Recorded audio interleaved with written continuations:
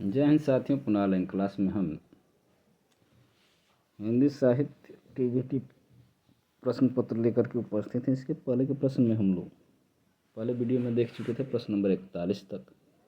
प्रश्न नंबर 42 से हम प्रारंभ करते हैं कि रीतकाल की विशेषताओं के संदर्भ में निम्नलिखित में से एक विशेषता गलत है, उस विशेषता का चयन कीजिए। तो रीतकाल में अलंकार की प्रधानता, ये सही है। रीतकाल की प्रमुख भाषा ब्रज भाषा थी, ये भी सही है। रीतकाल में प्रकृति का आलंबन रूप में वर्णन हुआ, ये गलत है। रीतकाल में लक्षण ग्रंथों की प्रमुखता है, अर्थात ये तीसरा विकल्प आपका सही है। सैयद इब्राहिम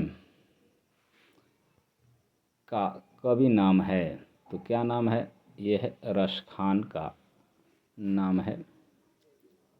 इनकी रचनाएं हैं सुजान रस खान, प्रेम वाटिका, दान लीला, अष्टयाम।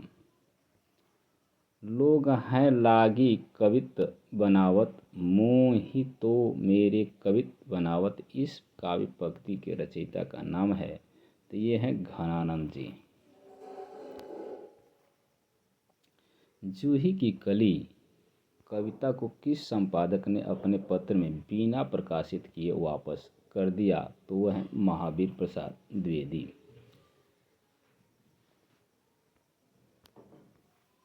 चौथा सप्तक में संकलित कवयित्री हैं, तो वो हैं आपकी सुमन राजे।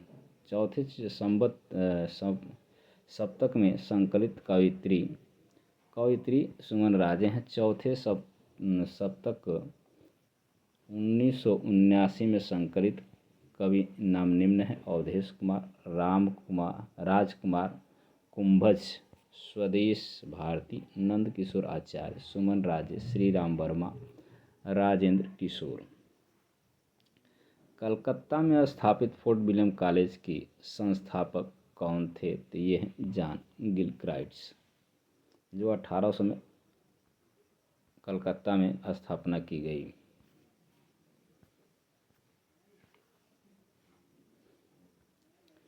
किशोरीलाल गोस्वामी कृत इंदुमती नामक कहानी सर्वप्रथम कब और कहाँ प्रकाशित हुई? तो ये सरस्वती पत्रिका 1900 में प्रकाशित हुई थी। भारवी द्वारा रचित गीतार्जुनियम का प्रधान रस है, तो यह है वीर रस। वीर रस है। इस ग्रंथ के आरंभ में श्री शब्द और सर्गांत श्लोक में श्री लक्ष्मी शब्द का प्रयोग उनकी प्रमुख विशेषता है। काव्य का सौंदर्य नारिकेल फल और समितम माना गया है। श्री हर्ष द्वारा रचित नैषधीय चरित्र में किस रीति की प्रधानता है? तो इसमें आपका है वैदर्भी रीति का। बेहतरई में कौन सा महाकाव्य नहीं आता है? तो इसमें रघुवंशम नहीं आता है। गीतार्जुनियम, शिशुपाल वर्धम और नैषधीयम में ये आते हैं महाकाव्य में। बेहतरई महाकाव्य में आते हैं। यहाँ मिलान करना है। कालिदास अभिज्ञान शाकुंतलम, माँ का शिशुपाल वधम, भवभूति का उत्तर रामचरित्र और दांडी का 10 कुमार चरितम। इससे हमारे दिमाग से तो यही है जहाँ तक मुझे याद है, फिर भी हम लोग देखते हैं। तो क्रम से हो गया 2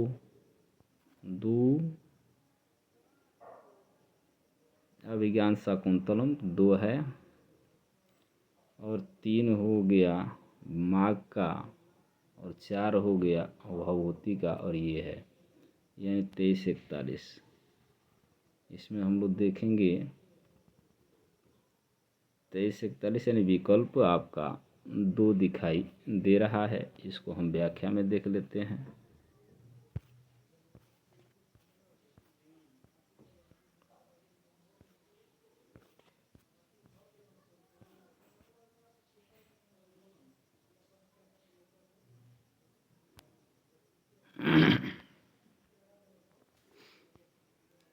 कालिदास अभिज्ञान शाकुंतलम, माघ शिशुपाल वध, भवभूति उत्तर रामचरित और दंडी 10 कुमार चरित, यानी विकल्प आपका दूसरा सही है। उज्ज्वल शब्द का सही संधि विच्छेद चुनना है तो उत्तर जल होता है, यानी आपका तीसरा होगा।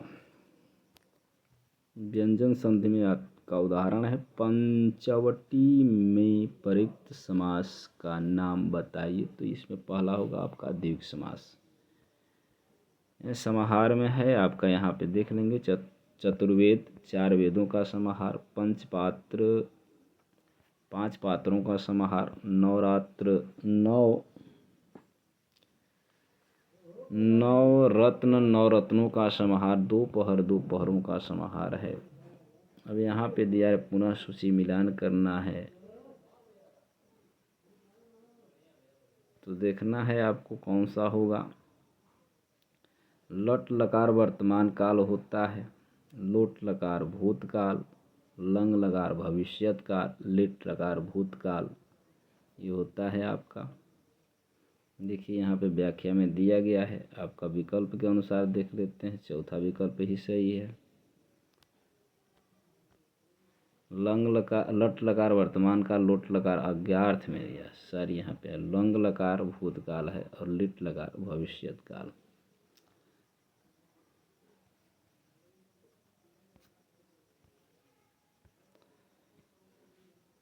यहाँ पे दिया है अब लव नशानी अवना नशयो पद के रचयिता कौन है, तो इस रचयिताकार हैं तुलसीदास जी। निम्नांकित में से कौन सा शब्द सूर्य का पर्यायवाची नहीं है, तो इसमें आपका होगा अंशुमाली, जबकि दिनकर दिवाकर भास्कर ये सभी सूर्य के पर्यायवाची शब्द हैं। करुण के रस राजन्त्व की प्रतिष्ठापना किस ग्रंथ द्वारा की गई है, तो यह है उत्तर रामचरित्र के द्वारा। न कांतम पीत निर्भुष्य विभाति वीनिता मुखम, यह अभिमत है, तो किसका है, तो यह है आचार्य भामह का। तो व्याख्या में हम लोग देख लेते हैं। आचार्य भामह अलंकार संप्रदाय के प्रवर्तक आचार्य माने जाते हैं। इनके अनुसार न कांतमपीय निर्भूषम विभावती विनीतम मुखम, अर्थात अलंकार विहीन काव्य उसी तरह सुशोभित नहीं होता जैसे किसी कामनी का मुख निसर्ग सुंदर या प्रसाधित होने पर भी आभूषण के बिना शोभित नहीं होता। अभिज्ञ शब्द का विलोम होगा, तो अभिज्ञ शब्द का विलोम होगा अनभिज्ञ।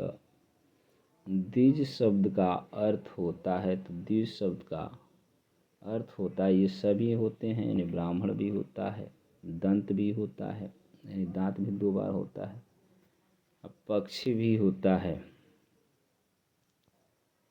यानी द्विज अनकार्थी शब्द है। कर है अकरो रूप है, तो अकरो रूप है आपका कृत धातु लंग लकार मध्यम पुरुष एक वचन का। मार्ग के दोनों तरफ वृक्ष हैं का संस्कृत में अनुवाद होगा, तो मार्ग के दोनों, तो यहाँ पे होगा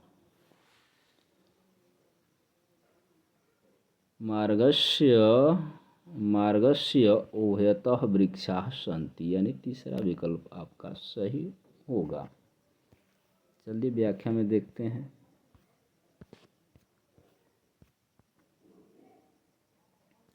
सारी यहाँ पे आपका विकल्प दिया है वन, यानी मार्ग के दोनों तरफ वृक्ष हैं का संस्कृत अनुवाद मार्गम उभयतः वृक्षाः सन्ति। भविष्यत कहाँ के रचनाकार हैं? तो इसके रचनाकार हैं धनपाल जी। अब भ्रंश के प्रमुख कवि में से एक हैं आचार्य भिखारी दास कृत प्रमुख काव्य शास्त्रीय ग्रंथ है। यह आपका दूसरा होगा काव्य निर्णय।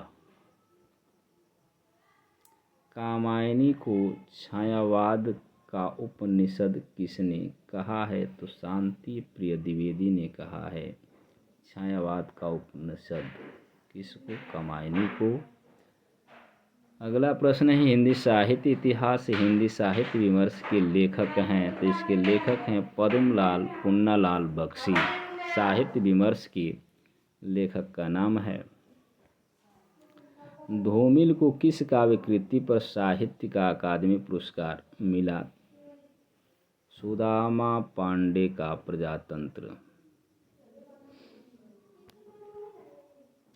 निठल्ले की डायरी नामक हास्य व्यंग निबंध संग्रह के लेखक हैं। तो ये हैं शंकर परसाई, क्योंकि अव्यंग्यकार कवि में नाम प्रमुख रूप से लिया जाता है।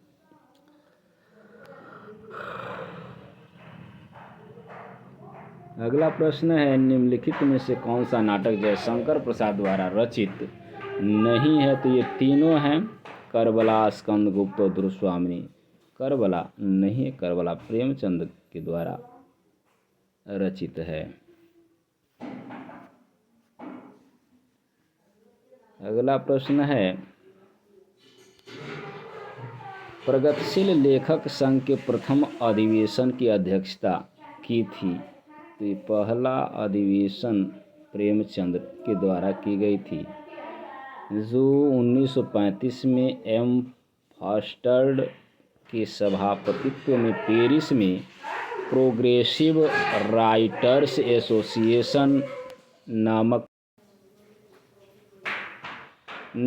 अंतर्राष्ट्रीय संस्था का प्रथम अधिवेशन हुआ। 1936 में सज्जाद जहीर मुल्क राज आनंद के प्रतिनिधियों से भारत में इस संस्था की शाखा खुली और प्रेमचंद अध्यक्षता में लखनऊ में प्रथम अधिवेशन हुआ। छायावाद शब्द का सर्वप्रथम प्रयोग किस आलोचक ने किया था? तो ये हैं मुकुटधर पांडे।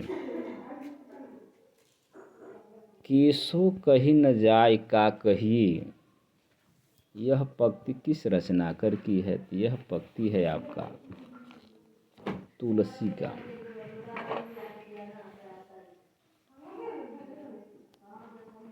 निम्नलिखित में संत काव्य परंपरा के अंतर्गत आने वाले कवि का नाम है। तो इसमें आपके हैं संत परंपरा के अंतर्गत आने वाले कवि का नाम है नंददास। ये गलत है, यहाँ पे नहीं होना चाहिए, क्योंकि संत काव्य धारा के कवि कबीर हैं, दादू दयाल हैं और नानक हैं।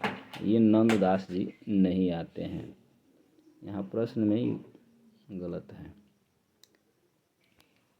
सूची का मिलान करना है।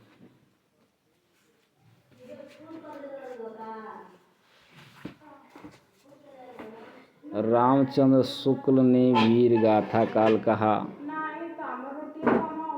और राहुल शाह हजारी प्रसाद द्विवेदी ने इसे आदिकाल कहा है। राहुल शंकरताय ने सिद्ध सामंत काल और मिश्र बंधु ने इसे प्रारंभिक काल कहा है। इस तरह से आपका होना चाहिए